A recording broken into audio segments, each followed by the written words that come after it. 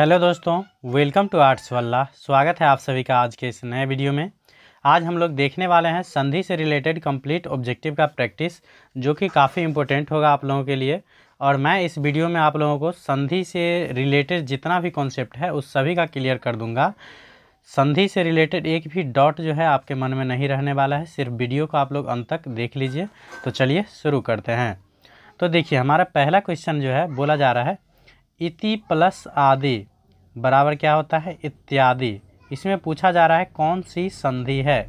तो इति प्लस आदि, तो इति में मतलब समझिए क्या जुड़ रहा है। तो इधर से क्या जुड़ रहा है, हर्ष ई, और आदि में इधर क्या जुड़ रहा है, तो आ जुड़ रहा है। तो ई और आ का क्या हो रहा है, संयोग हो रहा है। तो याद रखिएगा, जो जब हर्ष ई, दीर्घ ई, हर्ष उ, दुर्घ उ और री, इसके साथ कोई भी अदर वर्ण जो है जुटेगा तो इसको हम लोग बोलते हैं यन संधि। क्या बोलते हैं, यन संधि। इसलिए इसका जो आंसर हो जाएगा ये हो जाएगा ऑप्शन नंबर ए करेक्ट हो जाएगा। तो ये ज़रूर याद रख लीजिएगा यन संधि के लिए, बाकी कुछ भी डाउट नहीं रहेगा आपके मन में। जो हर्ष ई, दीर्घ ई, हर्ष उ, दुर्घ उ और री, इसके साथ कोई भी अदर वर्ण जब ये जुटेगा तो वो क्या हो जाएगा, तो यन संधि। आगे मैं दीर्घ, वृद्धि, गुण आदि सभी को आगे क्लियर कर दूंगा। अभी सिर्फ यन के बारे में इतना बात याद रख लीजिएगा, यन से रिलेटेड कभी भी कोई क्वेश्चन गलती नहीं होगा। तो चलिए नेक्स्ट क्वेश्चन देखते हैं। तो नेक्स्ट क्वेश्चन हमारा दूसरा है, बोला जा रहा है पयोधि। देखिए नेक्स्ट हमारा दूसरा क्वेश्चन है, बोला जा रहा है पयोधि।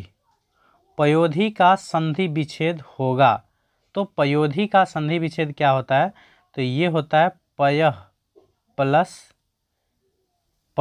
प्लस ध हर्षिकार। तो पयः प्लस धी बराबर क्या होता है, पयोधि। तो इसका जो आंसर हो जाएगा ये ऑप्शन नंबर ए करेक्ट हो जाएगा। अगर इसमें पूछा जाता कौन सा संधि होगा, तो यहाँ देखिए क्या है, विसर्ग है और इधर कुछ भी जुड़े। याद रखिएगा, जब एक वर्ण के पहला शब्द जो होगा उसके लास्ट में विसर्ग आएगा और इधर कुछ भी जुटेगा तो ये हो जाएगा विसर्ग संधि। तो इस सब को भी मैं क्लियर कर दूंगा, स्वर संधि, व्यंजन संधि और विसर्ग संधि। सिर्फ आप लोगों को वीडियो को अंत तक देखना है। तो विसर्ग संधि में याद रखिएगा, जो विसर्ग के साथ स्वर जुड़े या व्यंजन जुड़े तो उसको हम लोग बोलते हैं विसर्ग संधि। तो पयोधि में क्या होता है, तो पयः, तो इधर क्या है विसर्ग और इधर से कोई भी वर्ण जुटे तो ये क्या हो जाएगा, विसर्ग संधि। तो इस प्रकार से ऑप्शन क्वेश्चन नंबर दूसरा का आंसर क्या हो जाएगा, ऑप्शन नंबर ए पयः प्लस धी। उसके बाद नेक्स्ट क्वेश्चन हमारा है तीसरा क्वेश्चन बोला जा रहा है मनोहर शब्द में संधि है। तो देखिए, मनोहर शब्द में संधि याद करने के लिए आप लोगों को संधि विच्छेद जरूर पढ़ना होगा। तो मनोहर का संधि विच्छेद होता है मनः प्लस हर। तो यहाँ भी क्या देख रहे हैं आप लोग, जो यहाँ क्या है, पहला शब्द के अंत में क्या है, तो विसर्ग है। तो जब ये विसर्ग के साथ स्वर जुड़े या व्यंजन जुड़े तो उसे क्या बोलते हैं, विसर्ग संधि। तो इसलिए इसका आंसर हो जाएगा ये ऑप्शन नंबर बी। उसके बाद नेक्स्ट क्वेश्चन हमारा है 4 नंबर, बोला जा रहा है विसर्ग संधि है। तो चौथा जो क्वेश्चन दिया गया है इसमें आप लोगों को चुनना है जो विसर्ग संधि किस में है। तो देखिए, संयोग का संधि विच्छेद होता है सम प्लस योग। तो इसमें म हलंत आ गया, तो म हलंत आने का मतलब इसमें अ नहीं है, तो ये हो जाएगा व्यंजन। तो व्यंजन के साथ स्वर जुड़े या व्यंजन तो ये हो जाता है व्यंजन संधि। तो इसलिए ये तो नहीं होगा। उसके बाद गिरीश में हो जाएगा, गिरीश में होता है गिरी प्लस इस, जगह का अभाव है इसलिए मैं बोल ही देता हूँ, गिरी प्लस क्या होता है, इस। तो यहाँ हर्ष ई और यहाँ दीर्घ ई का संयोग होता है। तो ये तो हो जाएगा स्वर संधि, क्योंकि यहाँ आपस में दो स्वर मिलते हैं। यहाँ भी सदैव का होता है सदा प्लस एब। तो सदा में क्या आ जाता है, आ, और इसमें क्या है, ए। तो यहाँ भी ये दोनों स्वर मिल रहा है आपस में, तो ये भी स्वर संधि हो जाएगा। और निष्कर्म का जो संधि विच्छेद होता है ये होता है निह प्लस कर्म। तो इसमें क्या देख रहे हैं आप लोग, जो पहले शब्द के अंत में जो है विसर्ग आ रहा है, तो विसर्ग के साथ जब ये स्वर जुड़े या व्यंजन तो ये होता है विसर्ग संधि। इसलिए यहाँ चुनना था जो विसर्ग संधि किस में है, तो ये हो जाएगा निष्कर्म में। तो ऑप्शन नंबर ए इसका करेक्ट आंसर हो जाएगा।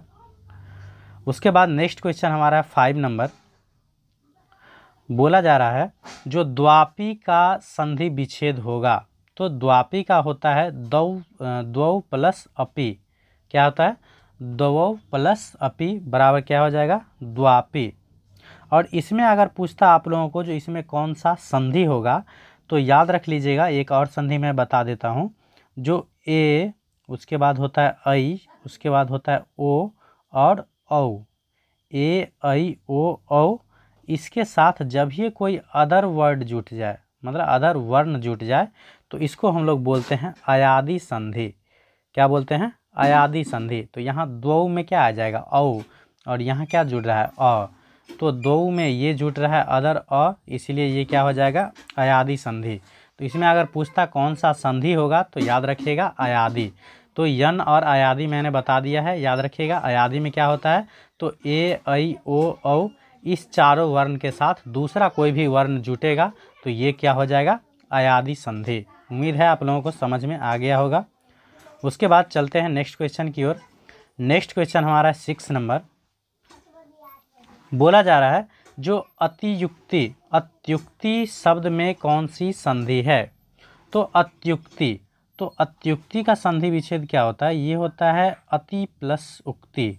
क्या होता है? अति प्लस उक्ति। अति प्लस उक्ति। तो इसमें आप लोग क्या देख रहे हैं? यहाँ क्या है? हर्ष ई, और यहाँ क्या है? दुर्घ उ। तो याद रखिएगा, जब हर्ष ई, दीर्घ ई, हर्ष उ, दुर्घ उ और री, इसके बाद मैंने क्या बताया था? जो अलग जब ये कोई वर्ण जुटेगा तो ये क्या हो जाता था? अयादी संधि। यन संधि। मैंने अभी जस्ट बताया था, जो हर्ष ई, दीर्घ ई, उसके बाद हर्ष उ, दुर्घ उ और री, इसके साथ जब ये कोई अदर वर्ण जुटेगा तो ये क्या हो जाता था? यन संधि। तो यहाँ भी अति में क्या है? ई है, और इसके साथ जुट रहा है उ, तो इसीलिए ये क्या हो जाएगा? यन संधि। तो ऑप्शन नंबर सी इसका करेक्ट आंसर हो जाएगा। उसके बाद नेक्स्ट क्वेश्चन हमारा है 7 का। बोला जा रहा है अत्यधिक का शुद्ध संधि विच्छेद होगा। तो अत्यधिक का शुद्ध संधि विच्छेद क्या हो जाएगा? तो ये होता है अति प्लस अधिक। क्या होता है? अति प्लस अधिक। अगर इसमें भी पूछता कौन सा संधि है, तो अति में देख रहे हैं आप लोग हर्ष ई है, और इधर क्या है? अ है। तो हर्ष ई, दीर्घ ई, हर्ष उ, दुर्घु के साथ जब ये अलग वर्ण जुटे तो इसमें मैंने क्या बताया है? जो यन संधि। तो इसीलिए ये भी क्या हो जाएगा? यन संधि का उदाहरण। उसके बाद नेक्स्ट क्वेश्चन हमारा है 8 नंबर का। बोला जा रहा है बालोचित शब्द का संधि विच्छेद होगा। तो बालोचित शब्द का जो संधि विच्छेद होगा ये होता है बाल प्लस उचित। क्या हो जाएगा? बाल प्लस उचित। तो ऑप्शन नंबर बी इसका करेक्ट आंसर हो जाएगा। अगर इसमें पूछा जाता कौन सा संधि है, तो देखिए लॉ में क्या आ जाता है? अ, और इधर क्या है? हर्ष उ। तो अ और उ का यहाँ क्या हो रहा है? संयोग हो रहा है। तो याद रखिएगा, एक और संधि मैं बता देता हूँ। जब याद रखिएगा, जो अ और आ के साथ जो जुटेगा, हर्ष ई, दीर्घ ई, हर्ष उ, दुर्घ उ, उसके बाद री, तो अ और आ के बाद क्या सब जुटेगा? हर्ष ई, दीर्घ ई, हर्ष उ, दुर्घ उ। तो ये हो जाएगा गुण संधि। लेकिन अ और आ के साथ जब जुटेगा, तो यहाँ भी देखिए बालोचित में क्या जुट रहा है? तो बाल प्लस उचित। तो लॉ में क्या आ जाएगा? अ, और यहाँ आता है उ। तो याद रखिएगा, जब अ और आ के साथ हर्ष ई, दीर्घ ई, हर्ष उ, दुर्घ उ और री, इस सब के साथ ये सब जुटेगा तो ये क्या हो जाता है? तो ये हो जाता है गुण संधि।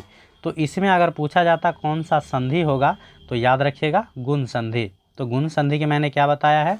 जो जब अ और आ के साथ क्या जुटेगा? तो हर्ष ई, दीर्घ ई, हर्ष उ, दुर्घ उ और री, इतना जुटेगा अ और आ के साथ, तो ये क्या हो जाएगा? तो ये हो जाएगा गुण संधि। तो इसमें क्या हो जाएगा? गुण संधि। उम्मीद है आप लोगों को समझ में आ गया होगा। उसके बाद नेक्स्ट क्वेश्चन हमारा है 9 नंबर। बोला जा रहा है निम्नलिखित में कौन विसर्ग संधि है? तो यहाँ पूछा जा रहा है कौन सा विसर्ग संधि है। तो विसर्ग संधि में क्या हो जाएगा? देखिए दिग्गज में होता है दिक् प्लस गज। दिक् प्लस क्या होता है? गज। तो यहाँ क हलंत है, मतलब इसमें सिर्फ क है, तो क्या है, क क्या है, व्यंजन है। तो व्यंजन के साथ मैंने बताया है जो स्वर जुड़े या व्यंजन, तो वो हो जाता है व्यंजन संधि। तो ऑप्शन बी हो जाएगा व्यंजन संधि। महेश में होगा महा प्लस इस, महा प्लस इस, तो आ, महा में क्या आ जाएगा, आ, और इधर आ जाएगा ई, तो आ और ई, तो स्वर व्यंजन और विसर्ग में समझिएगा तो ये हो जाएगा स्वर संधि, क्योंकि दो स्वर आपस में मिल रहा है। इसी प्रकार से जगत प्लस इस, तो ये भी व्यंजन संधि का हो जाएगा। निरंतर का होता है निह प्लस अंतर, तो इसमें क्या आ जाएगा, विसर्ग संधि। तो ऑप्शन नंबर ए इसका करेक्ट आंसर हो जाएगा। उसके बाद नेक्स्ट क्वेश्चन हमारा 10 नंबर, बोला जा रहा है जो भूर्जा, भूर्जा का संधि विच्छेद होगा। तो भूर्जा का जो संधि विच्छेद होता है ये होता है भू प्लस ऊर्जा, भ दीर्घकार प्लस ऊर्जा, तो ये हो जाएगा भूर्जा। अगर इसमें पूछा जाता कौन सा संधि है, तो देखिए भ दीर्घकार है, तो इसमें क्या जुड़ रहा है, दीर्घ उ प्लस यहाँ भी शुरू में क्या हो जाता है, दीर्घ उ। तो दीर्घ उ और दीर्घ उ जब मिलता है तो ये हो जाता है दीर्घ ई, मतलब दीर्घ संधि का उदाहरण। तो दीर्घ संधि भी चलिए मैं बता देता हूँ आप लोगों को, दीर्घ संधि क्या होता है। तो दीर्घ संधि में देखिए इसमें होता है अ आ हर्ष ई, दीर्घ ई, हर्ष उ और दीर्घ उ। इसके बाद भी क्या जुटेगा, तो अ आ हर्ष ई दीर्घ ई, मतलब अ के साथ अ जुटेगा, आ के साथ आ, हर्ष ई के साथ हर्ष ई, दीर्घ ई के साथ दीर्घ ई, हर्षु के साथ हर्षु, दीर्घ उ के साथ दीर्घ उ, तो ये हो जाएगा दीर्घ संधि। तो यहाँ भी दीर्घ उ के साथ दीर्घ उ जुट रहा है, इसलिए ये क्या हो जाएगा, दीर्घ संधि का उदाहरण। तो उम्मीद है आप लोगों को दीर्घ संधि भी समझ में आ गया होगा। अगर नहीं समझ में आया तो इसे किसी नोटबुक में लिख लीजिएगा, ताकि आप लोगों को इससे रिलेटेड कोई भी समस्या आगे नहीं हो। उसके बाद नेक्स्ट क्वेश्चन हमारा है 11 नंबर, जो षड्युग्मी में संधि विच्छेद होगा। तो षड्युग्मी में संधि विच्छेद क्या हो जाएगा, तो ये हो जाएगा षड्यु प्लस उर्मी, क्या हो जाएगा, षड्यु प्लस उर्मी। तो इसमें कौन सा संधि है ये पूछा जा रहा है। तो देखिए षड्युग्मी में क्या है, षड्यु, यह दीर्घकार है, तो यहाँ भी क्या है, दीर्घ उ है, और यहाँ भी क्या है, दीर्घ उ है। तो जब दीर्घ उ और दीर्घ उ आपस में मिलता है तो ये होता है दीर्घ संधि, इसलिए ऑप्शन नंबर ए इसका करेक्ट आंसर हो जाएगा। अगर वीडियो पसंद आ रहा हो आप लोगों को तो लाइक ज़रूर कर दीजिएगा। चलते हैं नेक्स्ट क्वेश्चन की ओर। नेक्स्ट क्वेश्चन हमारा है 12 नंबर, बोला जा रहा है विपत प्लस जाल बराबर विपजाल में कौन सा संधि है। तो यहाँ देखिए त हलंत, त हलंत का मतलब है जो इसमें सिर्फ त है। अगर सिर्फ त रहता विपत, ऐसे हलंत नहीं रहता, तो इसमें समझ लेते हैं जो त हलंत प्लस अ होगा। लेकिन त हलंत रहेगा तो समझ लीजिएगा जो इसमें अ नहीं है, तो ये क्या हो जाएगा व्यंजन, और इधर से क्या जुटेगा, कुछ भी जुटे, तो व्यंजन के साथ कुछ भी जुटेगा तो वो क्या हो जाएगा व्यंजन संधि। तो इस प्रकार से इसका जो आंसर हो जाएगा ये ऑप्शन नंबर बी करेक्ट हो जाएगा। उसके बाद नेक्स्ट हमारा है 13 का, जो दिग्दर्शन का संधि विच्छेद होगा। तो दिग्दर्शन का जो संधि विच्छेद होता है ये होता है दिक् प्लस दर्शन, और यहाँ भी ऑप्शन नंबर डी इसका वैसे करेक्ट हो जाएगा। उसके बाद यहाँ अगर पूछता कौन सा संधि है, तो क हलंत है, तो यहाँ भी क्या है व्यंजन है, तो व्यंजन के साथ कुछ भी जुटेगा तो वो क्या हो जाएगा व्यंजन संधि। तो इस प्रकार से दिक् प्लस दर्शन ये भी क्या हो जाएगा व्यंजन संधि। उसके बाद नेक्स्ट हमारा क्वेश्चन है 14 का, बोला जा रहा है संहार का संधि विच्छेद होगा। तो संहार का संधि विच्छेद क्या हो जाएगा, तो ये होता है सम प्लस हार, तो ऑप्शन नंबर डी इसका करेक्ट आंसर हो जाएगा। अगर इसमें भी पूछता कौन सा संधि है, तो यहाँ भी आप लोग देख रहे हैं जो क्या है म हलंत है। तो म हलंत का मतलब समझ लीजिए डायरेक्ट जो व्यंजन है, तो व्यंजन के साथ कुछ भी जुटेगा तो वो व्यंजन होगा, तो इसलिए संहार का भी संधि विच्छेद क्या हो जाएगा, संधि पूछा जाए तो ये हो जाएगा व्यंजन संधि। उसके बाद नेक्स्ट हमारा क्वेश्चन है 15 का, जो महा प्लस इस का संधि रूप है। तो महा प्लस इस बराबर क्या हो जाएगा, तो ये हो जाता है महेश, तो ऑप्शन नंबर सी इसका करेक्ट आंसर हो जाएगा। अगर इसमें भी पूछा जाता है कौन सा संधि है, तो देखिए महा में क्या जुट रहा है आ, और इधर क्या जुट रहा है दीर्घ ई।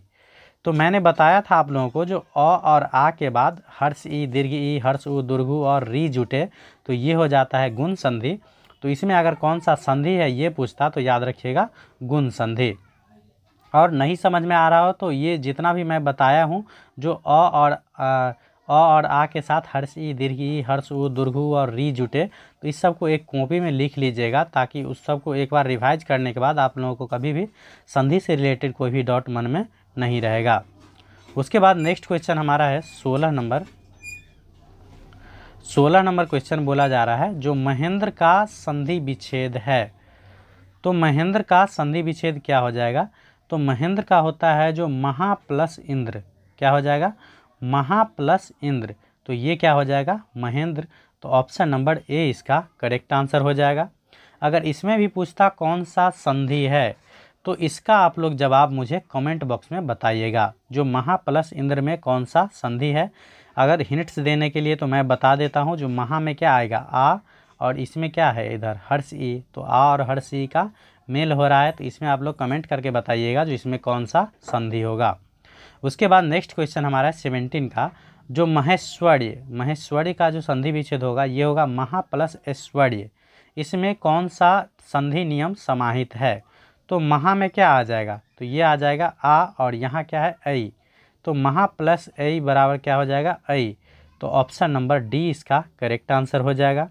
अगर इसमें भी पूछा जाता कौन सा संधि है, तो मैंने बताया है जो जब अ और आ के साथ, जब अ और आ के साथ क्या जुड़ता है? तो ए जुड़ता है, ऐ जुड़ता है, ओ जुड़ता है और औ जुड़ता है। तो ये जब चारों जुटे अ और आ के साथ, तो ये हो जाता है आपको वृद्धि संधि। तो इसमें अगर कौन सा संधि पूछता तो ये हो जाता वृद्धि संधि। तो वृद्धि संधि में आप लोगों को क्या याद रखना है? जो जब अ और आ के साथ क्या सब जुटे? तो ए, ऐ, ओ, औ, ये चारों में से कोई जुटेगा अ और आ के साथ, तो ये क्या हो जाएगा? तो ये हो जाएगा वृद्धि संधि। उसके बाद चलते हैं नेक्स्ट क्वेश्चन की ओर। नेक्स्ट क्वेश्चन हमारा है 18 नंबर। बोला जा रहा है संधि के कितने भेद होते हैं? तो संधि के भेद आप लोगों को पता होगा, जो संधि के 3 भेद होते हैं, स्वर संधि, व्यंजन संधि और विसर्ग संधि। उसके बाद नेक्स्ट क्वेश्चन हमारा है 19 का। बोला जा रहा है सख्यागमन, सख्यागमन का सही संधि विच्छेद होगा। तो सख्यागमन का जो सही संधि विच्छेद होगा ये होता है सखी प्लस आगमन। क्या हो जाएगा? सखी प्लस आगमन। तो ऑप्शन नंबर ए इसका करेक्ट आंसर हो जाएगा। अगर इसमें पूछा जाता कौन सा संधि है, तो यहाँ देखिए दीर्घ ई और प्लस इधर क्या जुट रहा है? आ। तो दीर्घ ई के साथ आ जुटेगा। तो मैंने बताया था जो हर्ष ई दीर्घ ई हर्ष उ दीर्घ उ और री, इसके साथ जब अलग कुछ जुटेगा तो ये हो जाता है यन संधि। तो इस प्रकार से इसमें अगर संधि पूछा जाता तो आप लोग बताते यन संधि। उसके बाद नेक्स्ट क्वेश्चन है 20 का, जो दुस्तर का संधि विच्छेद क्या होगा? दुस्तर का जो संधि विच्छेद होता है ये होता है दुह प्लस तर। तो ऑप्शन नंबर सी इसका करेक्ट आंसर हो जाएगा। अगर इसमें पूछा जाता कौन सा संधि है, तो इसे आप लोग कमेंट बॉक्स में बताइएगा, क्योंकि जब आप लोग कमेंट में बताते हैं तो मुझे लगता है जो आप लोगों को समझ में आ गया होगा, तो उससे मुझे काफ़ी ज़्यादा खुशी मिलता है। जो मैंने किसी को कुछ बताया तो वो समझ में आया, ये बहुत बड़ी खुशी की बात होती है।